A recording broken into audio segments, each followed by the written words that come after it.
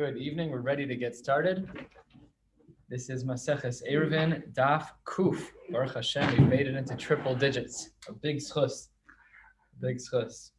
Thank you out loud to Karesh Baruch Hu for the ability to make all of the last 100 blat. Baruch Hashem. Please God, we should all continue in good health. Welcome. And we are on the very bottom, the very, very beginning. Looks like you rode your Peloton bike here. I'm just saying. All right.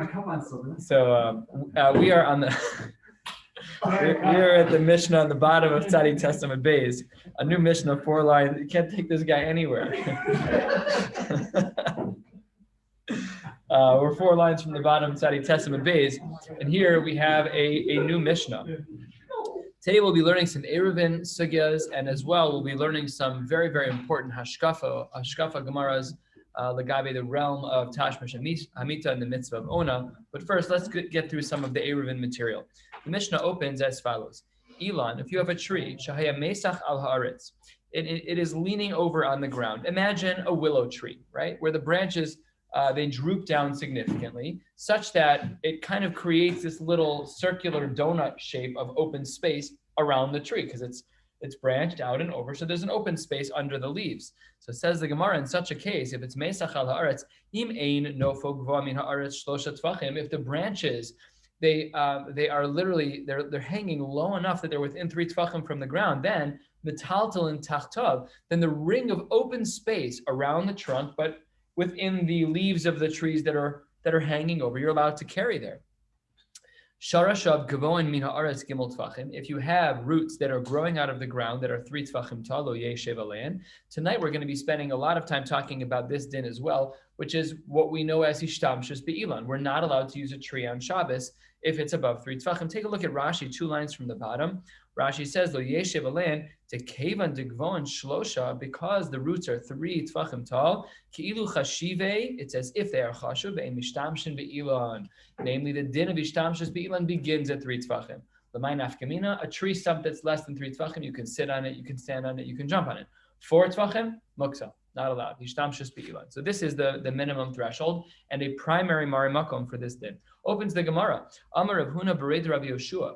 In the ratio of our Mishnah, when we were talking about this willow tree, or any tree, of course, where the leaves droop and they create a space between the leaves and the trunk, that little donut shape of open space around the trunk, there we have a limitation by Rav Huna bered Rabbi Yoshua, metaltal bo yeser mi ve'sasayim.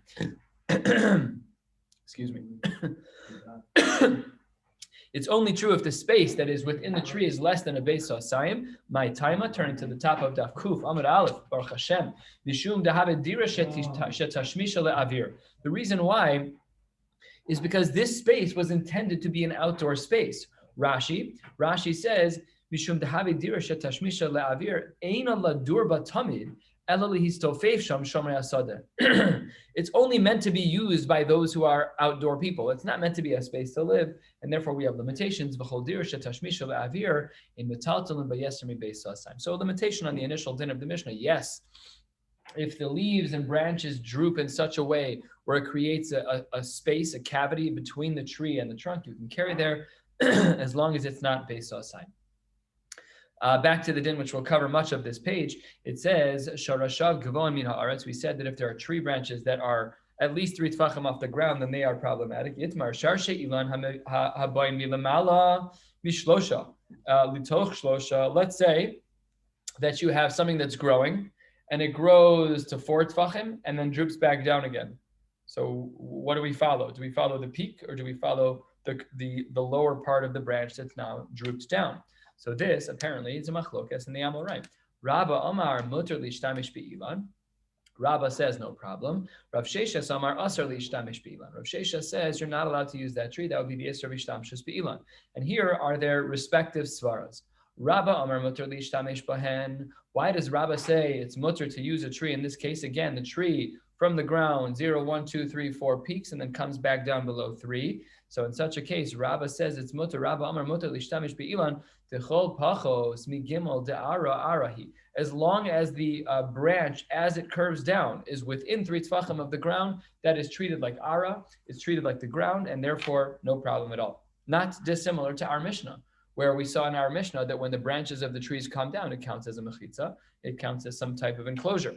However, Rav Sheshes, what was his svara? Rav Sheshes Amar Aser. Why does Rav Sheshes say that it's forbidden? Aser lishtamish bahen dekevan demikoach iser kaasi asrinan asurin. Excuse me, because it's coming from a place of iser, namely because the branch is coming from above the 4 tefachim. It peaked at 4 tefachim or plus 3 plus. That's a makom iser, and this is an outgrowth of that, and therefore you are not allowed to be the beneficiary of that. The damu kim shunisa. This is like, there's a picture I have on the side of my Gemara. The damu kim shunisa, it's like a little bit of raised ground. Desalkin le'ela asura. And if it goes above 3, then it's asur, like we said. The nachten, if it goes below 3, sharu.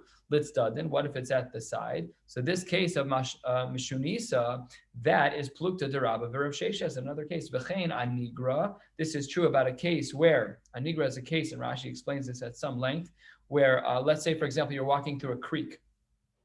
The tree is rooted 5 feet below the water line in the ground, and above the water line, it's within 3 tefachim. So where do we measure from? Do we measure from the ground, in which case it's 5 feet plus 3 tefachim, or is it just 3 tefachim? Where's the water line? So they would have a similar machlokes there. Rashi here points out this unique growth case where it's kind of growing in a corner in a funny way, and we apply the same machlokes of Rav and Rav Sheshes there as well.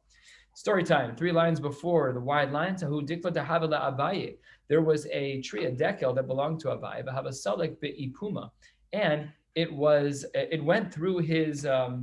He had like a skylight in his house. Take a look at Rashi. Rashi is 2/3 of the way from the bottom of the page. It's about 6 inches below where we are. Rashi, Dibur Hamaschil, to have a salik bi'ipuma. Rashi says, Besoch habayis haya omeid.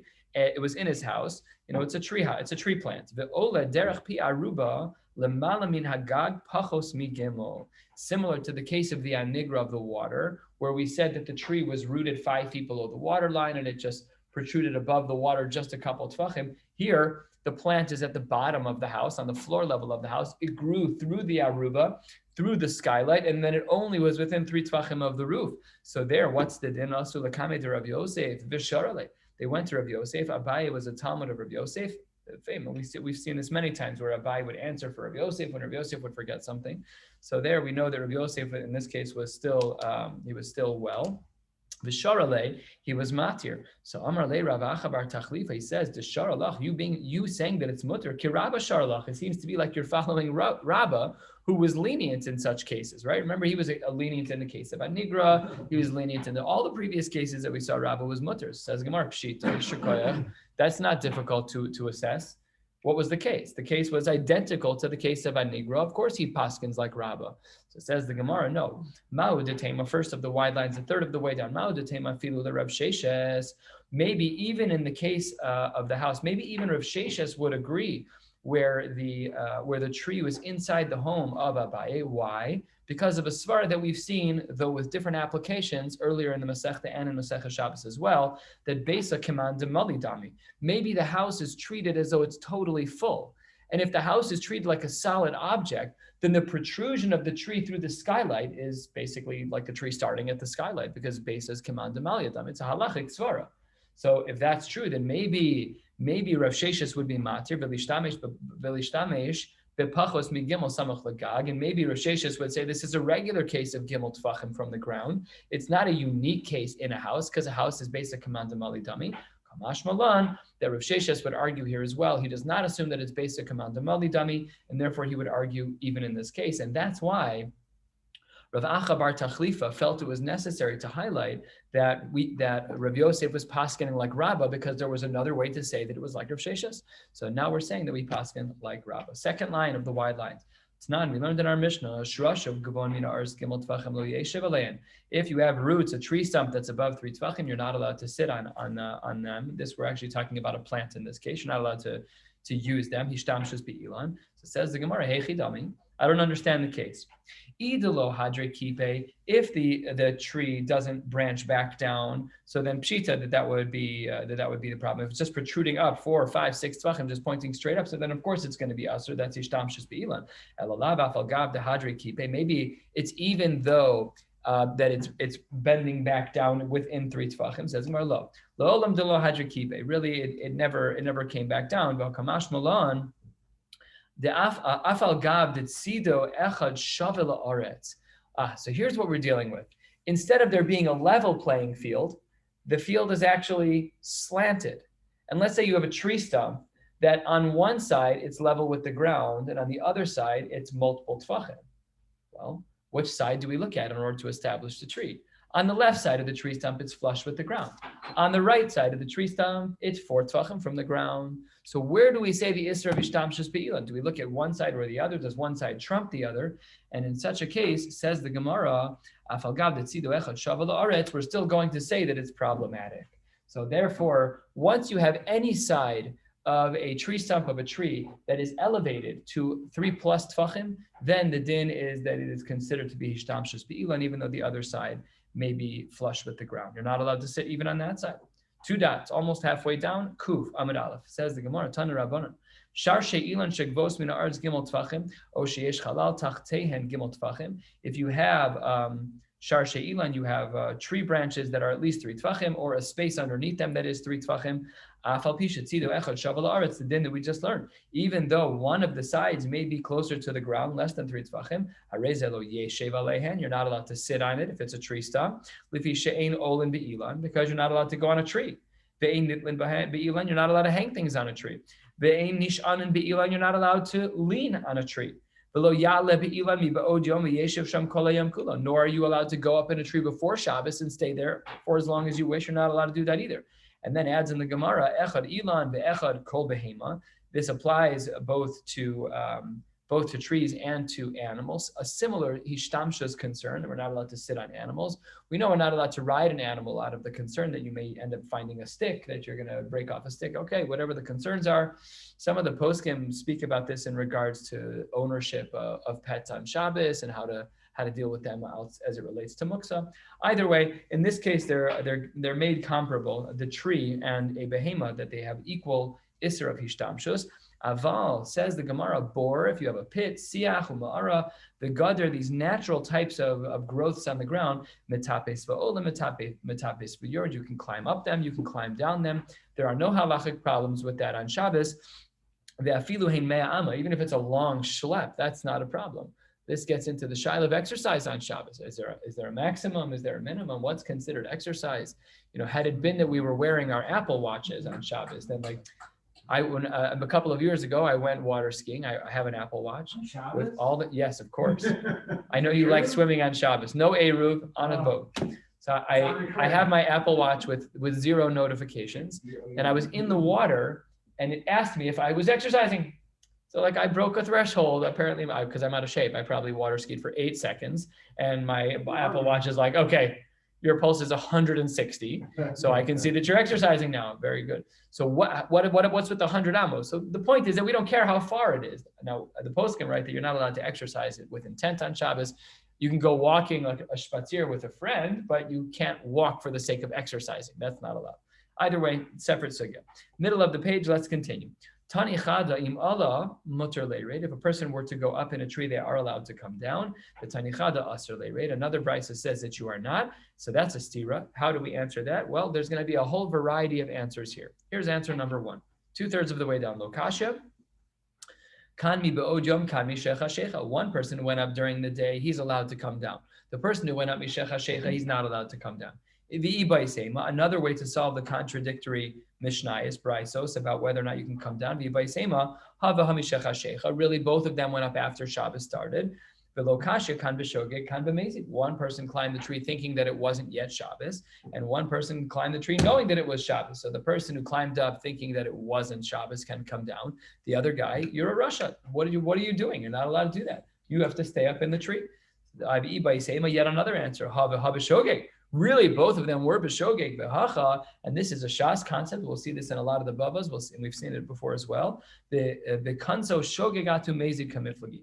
Do we say that we extend our concern from your accidental climbing of the tree to maybe would you have done it intentionally? It's kind of like you're training a student, you're training a child, you're training whoever. I know this was an accident, but I'm going to give you a consequence so that you never do it on purpose. So that parenting model is this machlokes in the Amoraim. I know you did it by accident, but I don't ever want you to do it on purpose. Mar savar kansinon. One manda amar, one brisa says we're kones, and the person's stuck in the tree. Mar savar lo kansinon, and the other holds not that way. Amar Rav Huna b'rei Rabbi Yoshua ketanoi. This is similar, possibly, to the machlokes in the Tanoim, way out in left field, deep out in left field, to the world of korbanos, to the world of being makriv animals and being zorek dam. Now, we should be familiar to some degree that different korbanos have different types of zrika. Some animals require only one spritz, and some require more. We're going to learn a brisa now. Is it a brisa? We're going to learn a tosefta now, brisa, that speaks about two different types of korbanos that get mixed up with one another. One of the korbanos required arba zrikos, 4 different sprinklings, and one of the korbanos required one. So which one will take precedence if the two bloods get mixed up? Because the actual kiyum of the shchita is the zrika. If you don't do the zrika, you don't get kapara, whatever, depending on the korban. So let's say I take the blood, the kabbalah, I collected all the blood from a korban that requires 4 zrikos, and I collected the blood of a korban that requires 1 zrika, and they get mixed up. Who wins, the 1 or the 4? So let's go to the simple parts first. Kitanoi, 2/3 of the way down. Hanisnin b'matana achas, if you have blood that only requires 1 spritz, shenis arbu b'nisnin b'matana achas, so blood from one korban and blood from another. Each of them only require 1 zrika. Well then pashud, yinasnu b'matana achas. They should be put on the mizbeach. The sprinkling should be done just once because both bloods are the same kind of bloods. Matan b'dalid b'matan dalid. Let's matan dalid b'matan dalid. If you have a blood that requires 4 zrikos with another blood that requires 4 zrikos, and these are the ABCs, yinasnu b'matan dalid. Then of course the din is that you should do 4 zrikos. Maybe the chiddush is that you don't add. Could be you don't do 8. I don't know. Maybe. Let's get to our case. Matan arba b'matan achas. What happens if you have blood that you've collected from a korban? Really, it requires 4 zrikos. But you inadvertently mixed it with a blood from a different korban that only requires 1 zrika. So what do? That's a machlokes in the Tanoim. Rabbi Eliezer omer yinasnu b'matan dalid. You need to do 4 zrikos. Somewhat logical because it's the higher standard. Why not just do more? However, the Rabbi Yoshua omer yinasnu b'matana achas. He says no. You do the lower standard of only one zrika. Afal pi, that the blood is mixed with the blood from a korban that requires more, that requires 4 zrikos. And let's get into the lumdas here. And this is still within the brisa. Amar lo Rabbi Eliezer, harehu over al bal tigra. If you only do 1 zrika and you brought a korban that was a mitzvah, then if you're only doing 1 zrika, then you were goreya from a mitzvah. The mitzvah was to do 4. That was the zrika. That's what the mitzvah was. And you only did 1. It's Baal Tigra. Amar lo Rabbi Yeshua. You got the opposite problem. You've got blood in there that only requires 1 zrika. Harehu over b'Baal Tosif. And you're doing 4 zrikos. You're not allowed to do that either. I want six corners on my tzitzit. No, it's not your choice. That's an Isser D'Oraisa. So each of these Tanaim are at opposite ends of the spectrum of whether or not you're detracting from a mitzvah by only doing 1 or adding to a mitzvah by doing 4. Amar Rabbi Eliezer, lo amru elak shehu be'atzmo. The only time that din applies, the din of Baal Tosif, is when it's in a vacuum, but not here. It's like the example of tzitzis. I'm wearing 1 pair of tzitzis. I want to add another corner. No. But here where the bloods are mixed, where you have a blood that requires a zrika of dalit and a blood that requires a zrika, that's not where we apply Baal Tosif. That case is a mixture case. That's not a clean case. We don't apply Baal Tosif there. That's the sheet of Rabbi Eliezer. Amar lo Rabbi Yeshua, lo nemar Baal Tigra l'kshu b'hatzmo. I would have said the same argument either way. So the point is that at this point, we seemingly assume that we really don't have any of these Isurei D'Oraisa. The Od Amar Rabbi Yeshua. Let's take this another level. Another level deeper. The Od Amar Rabbi Yeshua, 6 lines from the bottom, Dav Kufim Ad Aleph. Kshenasata, when you actually do the activity, when you are doing 4 zrikos with the mixed blood, avarta al Baal Tosif asisa ma'isa biyadecha. You did additional things. You actually did a ma'isa. You actually did the extra thing.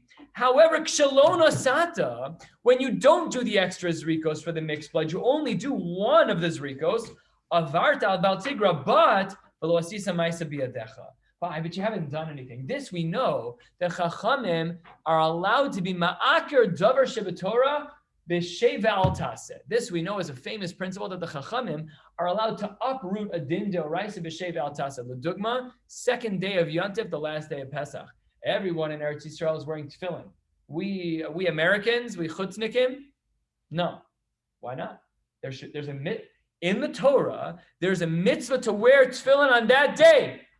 So says the Gemara, nope, not anymore, because the Chachamim, it's efshar lach or davar min haTorah b'sheva al taseh. So says Rabbi Yeshua, here I'm doing better by doing less, because at least it's b'sheva al taseh. I'm doing one. I'm not doing four, and that is at least b'sheva al taseh. I'm in a better position than you. Says the Gemara, the Rabbi Eliezer, Amar Hasam Kumase Adif. According to Rabbi Eliezer, who says it's better to do that activity, to pursue, it's better to do that activity so that you can avoid the concern of not fulfilling the mitzvah. Hachanami Yered, because I want to avoid being in the tree. This is our comparison back to our sugya now.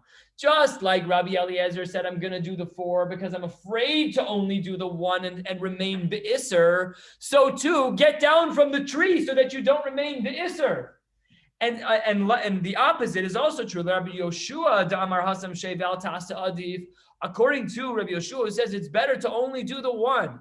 When you have the mixed blood of a Zrika be'arba and a Zrika be'achas, it's better to only do the Zrika be'achas. Why?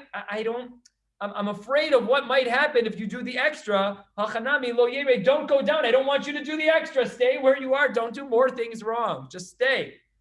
Says the Gemara. Therefore, we have a comparison. Maybe we should say that our case of the tree, whether or not you come down, is similar to the case of the mixed blood. Says the Gemara, no. Dilmalohi, maybe not.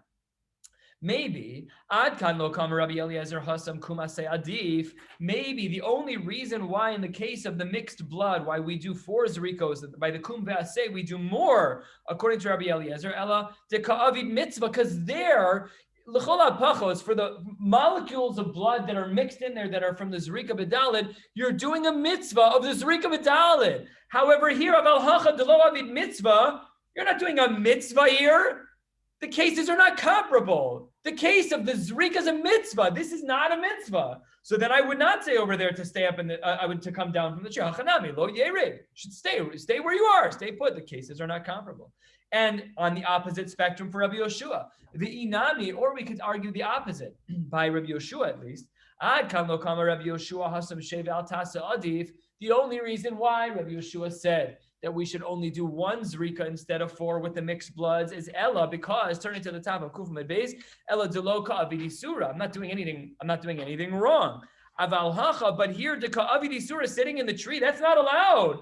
I got to get out of the tree. Hachanami diyered. So the Gemara had a havamina that maybe this sophisticated comparison, maybe this case of the korbanos where the dam which was bizrika shel dalit and the dam which was bizrika achas get mixed, maybe that case is comparable to our case of the 2 brises that conflict about whether or not you come down from the tree. Says the Gemara, no comparison.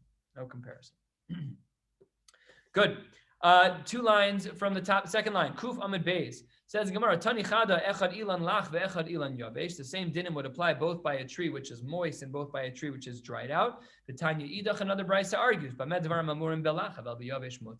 maybe a tree that's Yavesh, that's totally dry, doesn't have an Isser of Hishtamshus Be'ilan. Maybe it's totally mutter to lean up against that tree.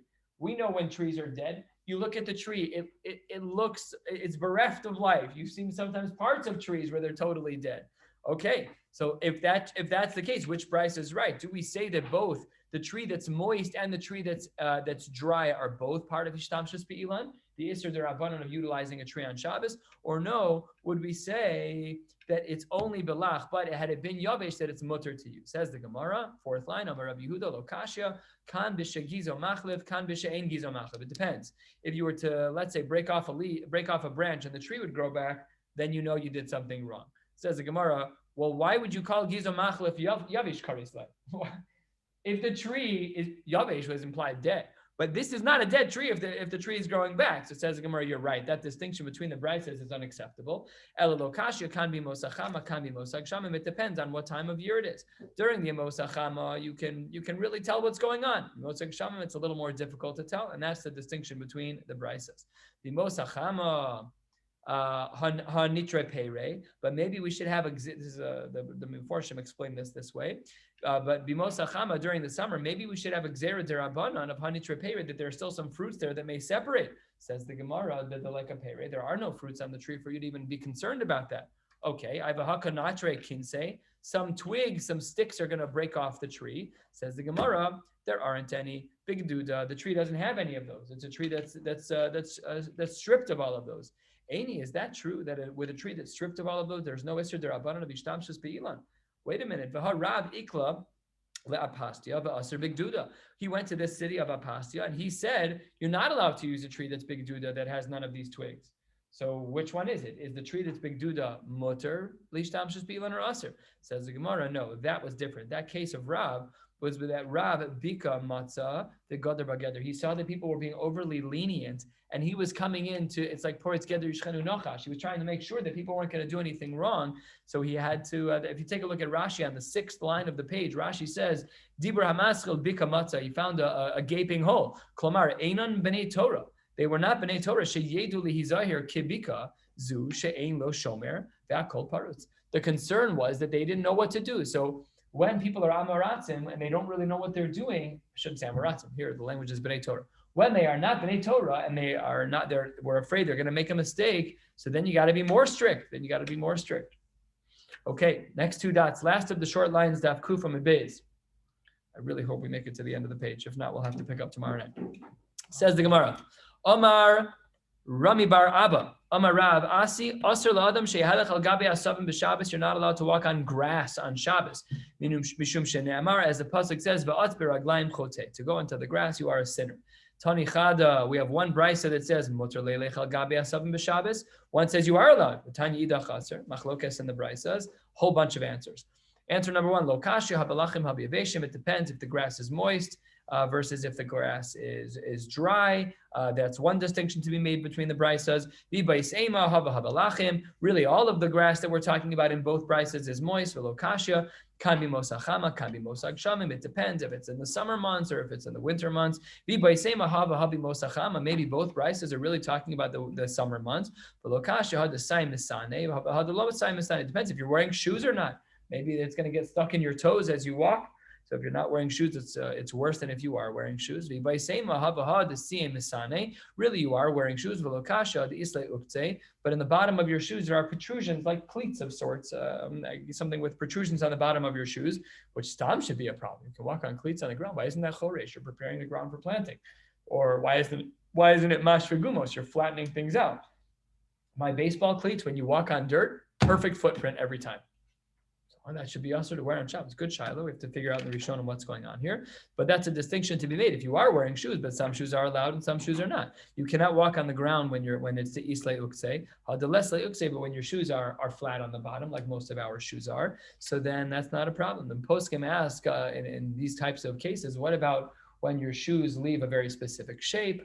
What if your shoes spell a word? The logo, like you step on the ground, like all of these things are brought up in the poskim. If you walk in snow on Shabbos, that's easy. That's an easy one. What about making snow angels? All the various shilas that come up about making shapes in the ground.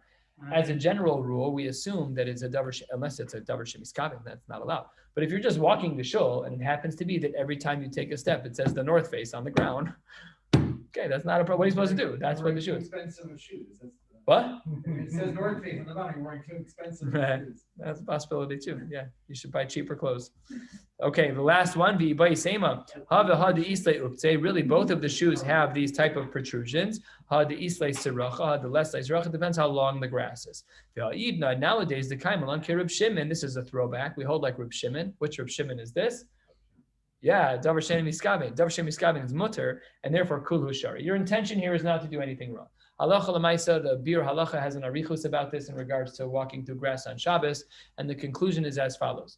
It's permissible to walk and run on regular grass. It's permissible to walk in tall grass. However, it's not permissible to run in tall grass. That would already be considered a psik resha, where you would absolutely tear out grass. Now, we've all walked across grass on Shabbos, where by the time we get to the other end of the grass, we have grass blades on our shoes. So is that kotzer? So the poskim are mechalek here. Very interesting distinction. Is it that every time you take a step, you're going to break a blade when you are walking through grass? No, that's not the case. It's just that every once in a while, you'll break a blade. So that's davar she'ein miskavim. But when you're running through tall grass, it's basically a psik resha that with every stride, you're going to be tearing out blades of grass. So the chakira of whether or not we look at the singular step versus looking at the collection of steps is part of this discussion here as well. And that's how we paskin Ladina. You can walk and run on short grass, and you can only walk in tall grass. Next 2 dots, 2/3 of the way down. Hashkafa until the end of the page. Hashkafa till the end of the page. I got it. Amar Rabbi Bar Chama. Amar Ravasi, Asr la'adam she'yikof ishto l'dvar mitzvah. It is not appropriate, it is forbidden for a person to be yikov, to coerce a person's wife l'dvar mitzvah, a reference to the mitzvah of tashmish amita, the mitzvah of ona, shenemar ve'atz beraglaim chote. This is one of the most mechudash ideas that the Western world has ever heard. The Torah has a tzivui for men to be available to their wives. It's not the other way. That's the tzivui. That's what the Torah's command is. So it's not appropriate there. I don't know if it's therefore. I don't know if this is because of the pasuk, but certainly in line with the pasuk, that a person should not coerce a scenario where one should then be intimate. A person would then have a consequence. The consequence would be that his children would not be mehugan. The Sfarim speak about this in Kavanos during Tashmish Amita, especially by conception, have an impact on the Vlad. We don't know how this works or what it means necessarily, but the Meforshim do write such things. Amar Rav Ika Bar Chinana Maikra. What's the pasuk that supports this idea? Gam below das, without das, nefesh lo tov. You'll generate a nefesh that is lo tov. So one should make sure that with the mitzvah of ona, that it is beratzon nishnei tzadim. Tanya Namihachi, a brisa to support this idea. Gam below das, nefesh lo tov. Same pasuk. Ze hakofe ishto ledvar mitzvah.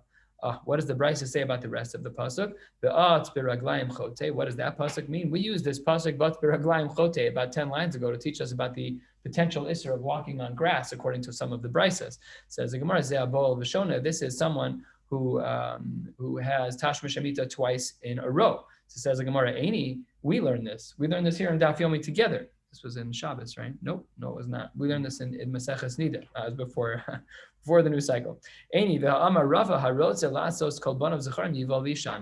We learned this idea that if one wants to have male children, so then specifically he should be Yival v'Yishane, should specifically have Tashmish Amita twice. Says the Gemara, Lo kasha, kan ladas, kan shelo ladas. The distinction would be when that's beratzon, when that's what everybody wants. But if that's not what everybody wants, then that's not okay.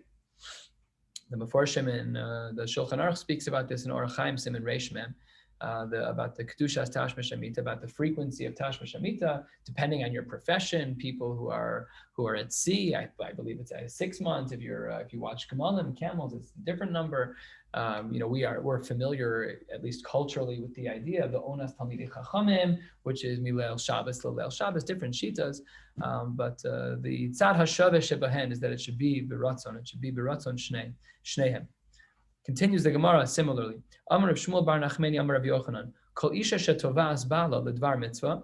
If there is a wife who's tovas bala, she shows interest to her husband for dvar mitzvah, for the mitzvah of tashmish amita, havyan labanim, she'll have children, she'afilu b'dor shel Moshe lo hayu kamosan. Even in the generation of Moshe, the children that will be the result of this tashmish amita will be greater even than the people in that generation. De'ilu b'dor shel Moshe ksiv havu lachem anashim chachamim unevonim vidum l'shivtechem. You should have these kinds of children who are chachamim, nevonim, vidum. But uksiv, but what does the pasuk actually say at the end? What type of children did they have? Well, they were missing something. In this pasuk, it doesn't have the word nevonim, so they were lacking bina. So seemingly, from the din of Rabbi Yochanan, it was because the isha was not tovas from mibala. She wasn't the one who was intrigued. Says the Gemara, V'ilu gabe Leah. However, by Leah, what did we learn? Ksiv, the pasuk says, Vateitze Leah likraso. Leah went out. She went out to call Yaakov. Remember the story in the Torah with the Dudaim, and she traded. because she was having trouble having children, so she had her son go get dudaim from outside. But Tomer, Elai tavo kisachor secharticha. I have basically bartered for you. Uchsiv umibnei Yisachar yodei bina. Leitim, the bina is found here. Leitim ladas mayase Yisrael Hashem lasayim v'cholachem lapim. That's the pasuk. And what do we see in this pasuk? That there's bina. And what happened? Leah showed a she'ifa. She had a what was the language? She was tovas ba'ala. So it says the Gemara, wait a minute, she was tovas ba'ala. No, by Chava, that was viewed as one of the 10 klalos. Eini v'ha'amar Rav Yitzchak bar Avdimi, eser klalos niskala lachava. There were 10 klalos that Chava was cursed with. Dichsiv, as the pasuk says, El ha'isha amar hirba arbe. What does the double language of hirba arbe mean? Elu shnei tipe damim. These are two types of blood. Achaz dam nida v'achaz dam besulam. Neither of which are pleasant. These are the first two klalos. Etzvonech, itzvonech. What does the pasuk mean? Itzvonech. Zetzar gidol banim. The challenge of raising children. Veheronech. What is the word veheronech? Your pregnancy. Zetzar ha'ibor. The discomfort in pregnancy. Be'etzev tel di banim. You'll have pain in the actual delivery of children. Kimashmo. You don't need to make a parish on that. It's difficult to deliver children. Ve'el isheich teshukasek. To your husband you will desire. It'll be difficult for her when her husband leaves town because she'll want her husband, but he won't be available. Next, and this is what's key for us. What does the pasuk mean? That this is number 7 of the 10. And it says here that she's going to be tovas belev. Why are you saying tovas belev? Rabbi Yochanan said that was a good thing. You're quoting it now as a klala. It says the pasuk zohi mida tova b'nashim. That's not right. That can't be right. So answers the Gemara. Kika amrinan is the meratzia artsuye kameh. What does that mean? So where is Rashi here? Rashi says a couple of inches up from where we are. Timeratzia artsuye kameh mare lefanav inyane chiba. It wasn't done in a way which was anything other than b'kedusha v'tara. She showed a she'ifa, she showed a desire, but it was done in the appropriate way. It was done derech chiba. It wasn't done with words that are not right. So it says the Gemara, we have a counting problem. We only counted 7 out of the 10. You said that Chava had 10 klalos. I know we got to our question, but you only said 7 of them. So what are the last 3? Says the Gemara, Hani Sheva Havyan. These are only 7. So what are the rest? Kiyasa Ravdimi Amar Atufa Ke'evel. She'll always have her hair covered. Umanuda Mikol Adam. She'll always be somewhat separate from people. We'll see what that means in the Gemara. V'chavusha B'Veisa Asurim. She's going to be somewhat trapped in her house. She always has to dress a certain way. Here, the Rashi on the inside margin here says Kol Kvoda Bas Melech Pnima. One of the psukim that's often quoted in regards to the world of tznius, that her kavod will always be pnim. Her kavod will always be covered. Okay, so it says the Gemara. Let's analyze a little bit.